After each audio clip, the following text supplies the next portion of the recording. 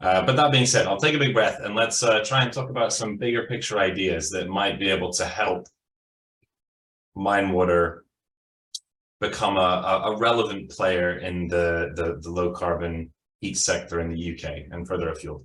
So first, just a little bit about myself and Townrock Energy. Townrock Energy was set up 10 years ago to be a geothermal energy consultancy, developer, and research and development company. And we work across the full spectrum of geothermal energy resources found in the UK. We currently have active projects in all of these different types, everything from shallow ground source heat pump projects through to very deep fractured granites. But one of our main areas of interest is mine water heat. And that will be the main topic of my conversation today, specifically around some of our experiences with the regulation. Not all bad, some great, many great people working in the regulators, but some things that we have concerns about. And then some ideas for maybe bigger picture thinking to help support this sector to grow. If we look at the areas that have mines, which we've seen on some of the other maps, we can see that this central part of northern England and the East Midlands is very prominent because of the temperatures available, the higher geothermal gradient. But we of course have mine water resource everywhere. It can be a viable source for heat pumps on both a large and a small scale for a variety of different customers. So we have the pleasure of operating the first and biggest system in the UK. It's actually across 2 sites owned by a company called Lanchester Wines. This is a little cross-section just showing the operational system at both Nest Road on the left and Abbotsford Road on the right, which are both large warehouses that have heat pumps installed, 1.2 megawatts at Nest Road and 2.4 megawatts at Abbotsford Road, that use groundwater as the heat source. Now, in this diagram, you can see that the abstraction wells at Abbotsford Road actually are abstracting, have been abstracting from the upper aquifer. And we're in the middle of redesigning and rebuilding that scheme, so it becomes a full-scale mine water scheme, actually abstracting water from the Hutton and Brastill workings down here. So I look forward to next year's symposium when we can present how that's all worked out. And going through the process of doing that has given us lots of exposure to the regulators, both the Coal Authority and the Environment Agency. And we've worked very closely with them at a number of phases during this project. It's worth noting that this project was built across sort of 2016, 2017, 2018 at both sites. And the first ever heat access agreement for a large scheme was granted from the Coal Authority in 2017 at Abbotsford Road. And that, I understand, is the only of its kind, because that heat access agreement type has now been updated.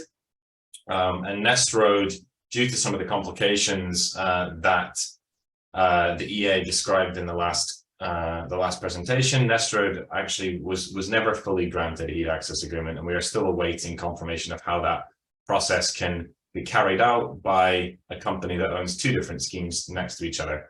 So this was a private company, loved the idea of mine water energy, went ahead and invested their own money in building these 2 schemes, had a number of design issues, and really some of the biggest ones were related to drilling, as David Burke's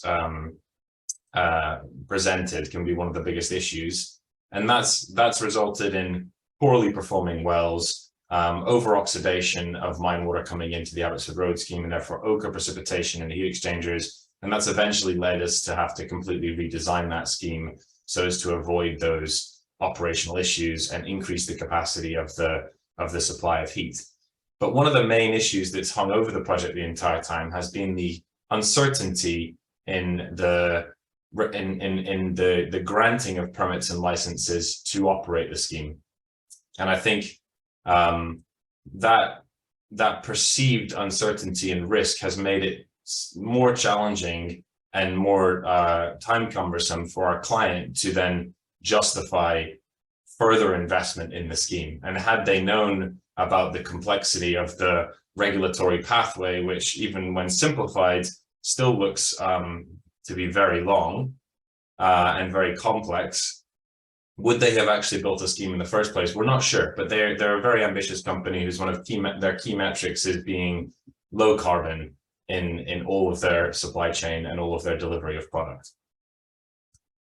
So happy to take some questions on these schemes. I won't talk much further about these schemes themselves, but some of our learnings of some of the issues and then some solutions. But I think the key part here was that the previous consultant before us, Jonathan Stevens, and then ourselves when we took over 2 years ago, have had many interactions back and forth with the EA and the Coal Authority. And I think there's been vast amounts of learning that's come out of these projects, and it's been transferred back and forth between the two regulatory bodies and ourselves, which of course has been very interesting, but has certainly slowed things down at some points to a standstill.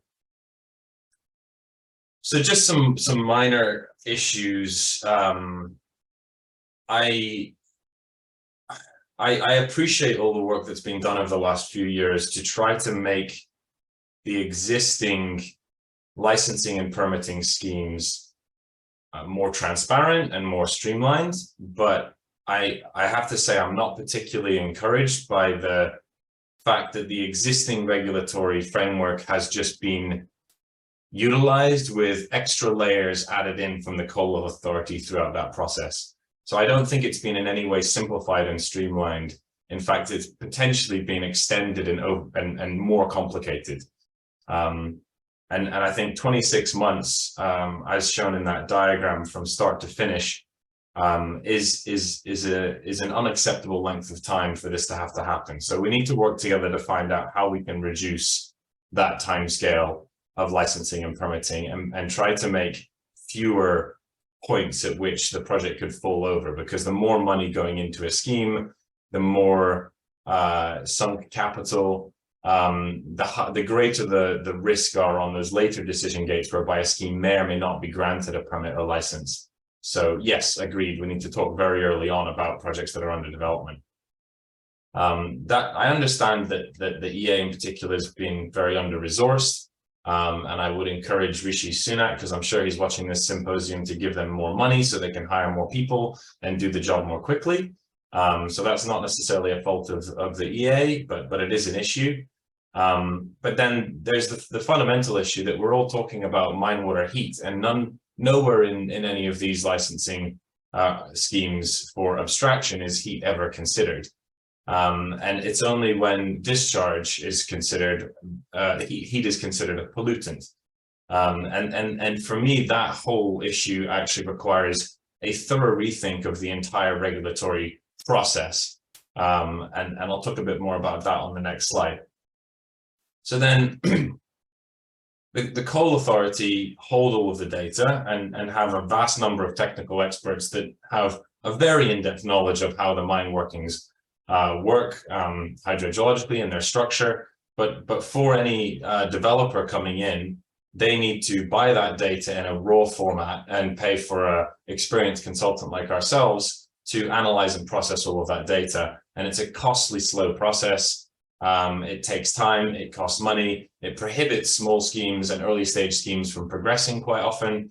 And that data access issue is a real challenge, an ongoing challenge for the private sector. I do want to say, though, it's fantastic how much data is released to the academic community, and some great outputs that you've seen earlier today have come from that academic license. And then the other issue in the Coal Authority's process is we had a permit to enter workings. That was essentially, you can drill here into a mine working, very quick process, very low cost. You would take on subsidence risk for a small area. That was quite a simple way to allow for early exploration and some development of mine water schemes to take place. But with wrapping that into a heat access agreement, that extends the process and it complicates the process at that early stage. I would hope that during that process now there will be technical insight and advice given thoroughly during that process during that application phase, so that high confidence can be given to the developer that the concept that's agreed at an early stage is broadly the concept that's going to be able to be permitted through the process within constraints that are obviously defined around new data coming from the exploration drilling program and the testing. But all the heat access agreement actually does is it passes the subsidence risk over to the developer operator and doesn't actually in any sense guarantee any heat. It doesn't have anything to do with heat. And it really should, otherwise it shouldn't have heat in the name, and it should perhaps just be a subsidence risk agreement. The problem with these issues is that only very large schemes can actually absorb the cost and time and therefore be built. So it prohibits small schemes, and there could be many, many small schemes with social housing developments or otherwise who build mine water schemes when it's cost competitive against air source or other options. But actually only multi-megawatt heat network type schemes can actually be built when these constraints are in place, and as the associated consultancy time that it takes to bring in the necessary experts to go through this process.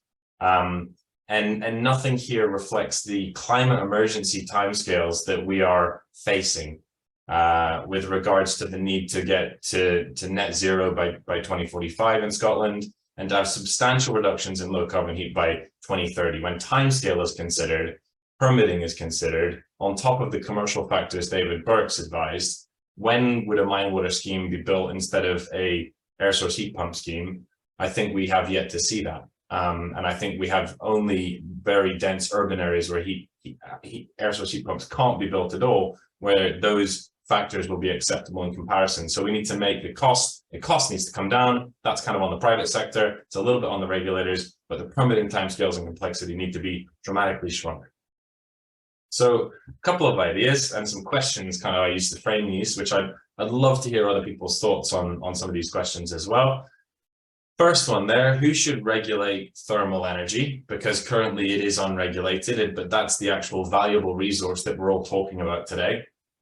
The Coal Authority have all the technical staff, but they're not generally pointed at mine energy. They're usually just pointed at the environmental management role of the Coal Authority. And I hope that there is continually education and a new lens being built within the entire Coal Authority that mine energy is a valuable resource. The Environment Agency have the jurisdiction on environmental protection management, but they have a lacking of technical skill set and therefore lean heavily on the Coal Authority for that, which is, as you've seen, the collaboration they formed. But really, I think if the answer right now is contact either the Coal Authority or the EA and see which one you can talk to, and then be funneled into a process that involves both those organizations, I think that needs to be dramatically rethought. And I would propose that there's a mine water energy department developed that's a small, agile, government-supported agency that works between those two agencies, is a whole separate subdivision of people. And from the excellent work I've seen come out of the innovation team at the Coal Authority, I would propose that it's a natural progression and amalgamation of that team and their skills, and they're given a lot more remit to both support projects and also help streamline the journey through the regulatory processes. So then going on to speed and simplifying the permitting process, if that small team were not to be built, then we at least just need more staff at the EA to review these applications and move them through at a more rapid timescale to try and meet some of those climate emergency targets. And it is a cumbersome process by which increasingly the government agencies need to cover their own costs. And I would hope, I know this is more a political philosophical proposition, but I would hope that these agencies could perhaps reflect to their core purpose of providing a helpful public service. And within the context of transitioning to net zero, that should certainly be the case. And these projects should be treated differently than other more conventional water abstraction or heat disposal type projects. But more cost at all of these phases just means that we're going to have far less projects being built.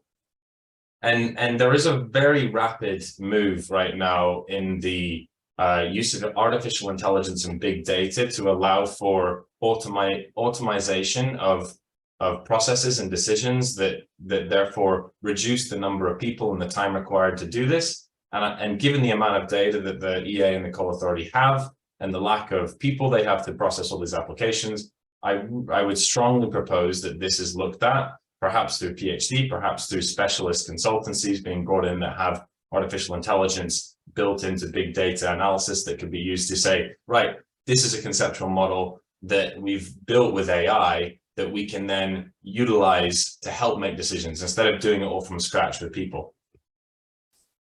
So then finally, and maybe most ambitiously, how can the regulators actually help developers and investors overcome some of that development risk? And I'm speaking again predominantly about the drilling development risk. There can be a lot of money wasted on drilling. It certainly requires very qualified people to come in and quite a contingency at those early stages in drilling budget. And we've even seen that be the case in projects that have a lot of access to data and a lot of access to skills within the coal authority. And this becomes a sort of financing challenge. And there's a model being used across Europe, which is called a drilling risk insurance type model. It's helped a lot of Paris drill its 150 odd geothermal wells. It's helped other parts of France and Germany take on a lot of private investment into projects that otherwise wouldn't have been taken on. And what this basically does is it offers an insurance policy against failed drilling projects.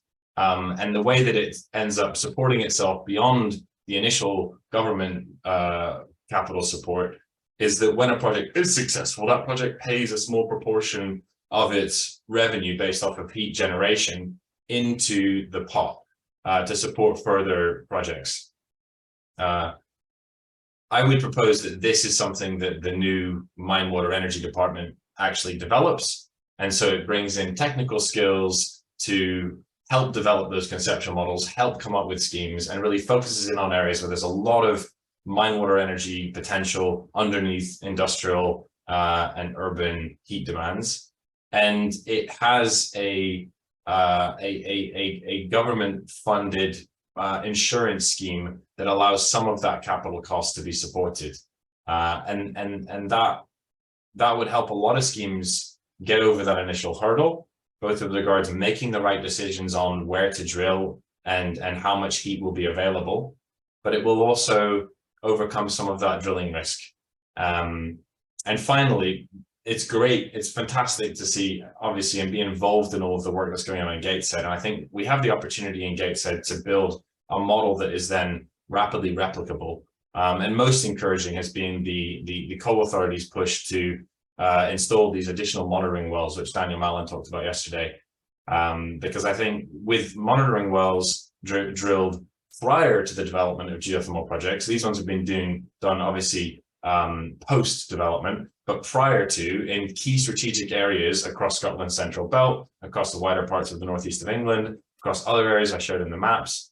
This would help investor confidence that there is a resource there, that it's being monitored, that we know the temperature there, and that we've proven that it can be accessed. And so some strategic alignment of funding and public resource to build more monitoring wells in strategic locations where mine water development is poised to begin, but has too high perceived risk, I think could accelerate the number of projects that are being built. So that's all I have to say. And thank you very much for all your time. And I look forward to working with many of you as we continue to solve these many challenges.